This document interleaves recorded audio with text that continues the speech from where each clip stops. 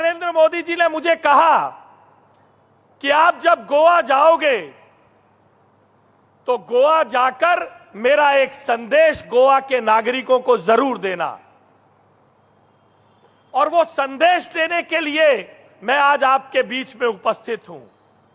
नरेंद्र मोदी जी ने आपसे अनुरोध किया है, नरेंद्र मोदी जी ने आपसे आशीर्वाद मांगते हुए करबद्ध निवेदन किया है कि आप इस चुनाव को किसी सांसद को चुनने वाला चुनाव केवल न समझे।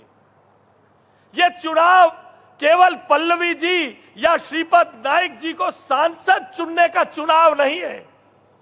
यह चुनाव है इस देश में और इस देश के साथ साथ गोवा के विकास के लिए एक निरंतरता और एक कंटिन्यूटी बनाए रखने के लिए चुनाव आपको करना है।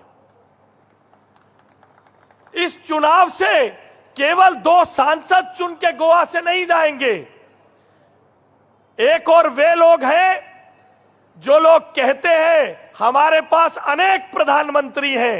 एक साल स्टालिन जी प्रधानमंत्री रहेंगे, एक साल अरविंद केजरीवाल जी प्रधानमंत्री रहेंगे जो जेल से शायद सरकार चलाने की कल्पना करते हैं, और एक साल अगर समय बच जाएगा तो राहुल जी बाहर के टूर से अगर फ्री होंगे तो एक साल राहुल जी सरकार चलाएंगे।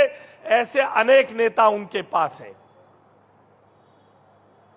यह सरकार स्थिर सरकार चुनने का समय है। यह चुनाव स्थिर सरकार चुनने का चुनाव है।